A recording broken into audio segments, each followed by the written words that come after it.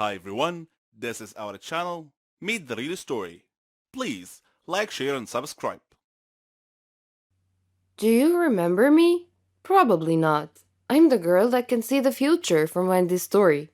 I cannot use my real name for safety purposes. For now, call me Sarah. I might have sounded evil or even crazy in Wendy's story, but believe me, this is not even close to the truth. Let me tell you about myself. I come from an extremely strict family. I'm not allowed to have friends, I'm not allowed to leave the house except for school, and I'm barely allowed to access the internet. I live with my mom, my dad, and my much younger brother. I wouldn't say we're homeless, but we are poor. I discovered my power when I saved my mom's life one time. I was only a kid, and we were picking up my brother from daycare. Right before my mom crossed the street, I blacked out and had my very first vision. I ran out of the car and screamed for her to stop. The second she froze in her place, there was a car accident. She could have died. She cried and hugged me, but never cared to ask how it happened.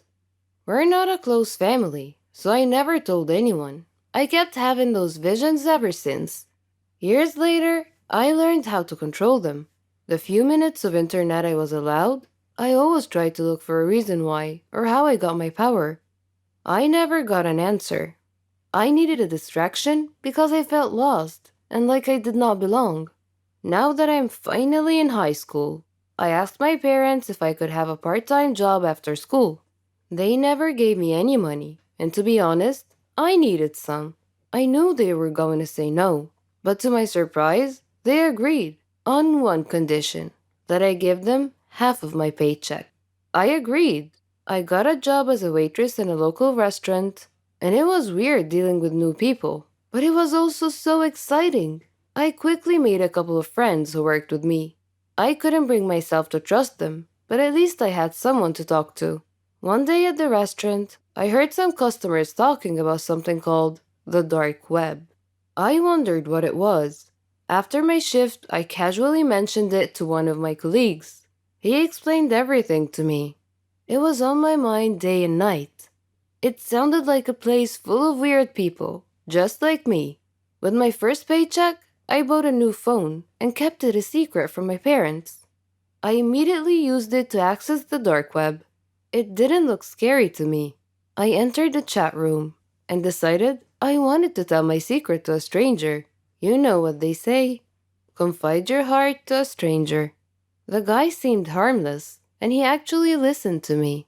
Next day, I found an email from an unknown address. It was a picture of my house. I got so scared, and I turned off my phone. I went to school, and when I came back, my phone was turned on. There was another email, and it read, "You're going to help us accomplish a few missions. You'll get your share of the money. Meet me at this address at 11 p.m. tonight. If you try to act smart, you'll regret it." I had no idea what to do, but I knew I had to go. I snuck out that night and met the person from the email. He wore a mask and he threw some pictures at me.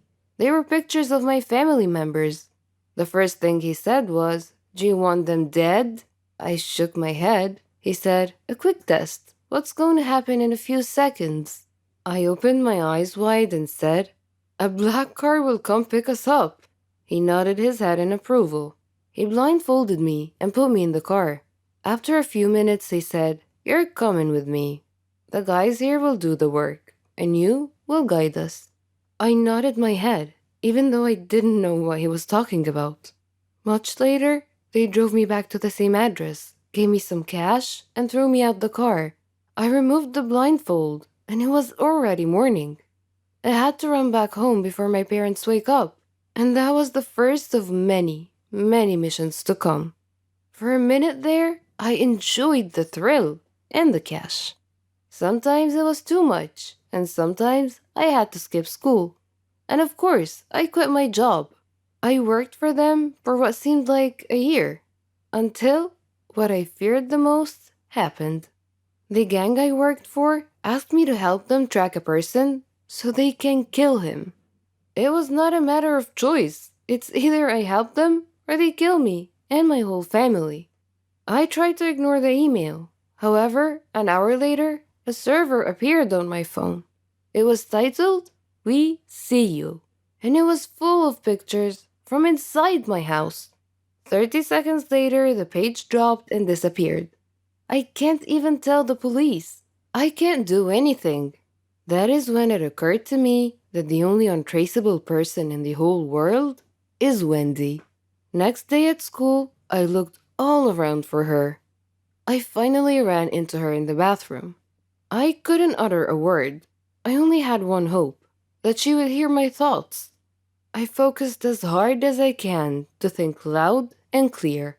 Wendy was fixing her lipstick in the mirror, and after a few minutes, she dropped her lipstick and looked at me. I begged her inside my head to keep her mouth shut.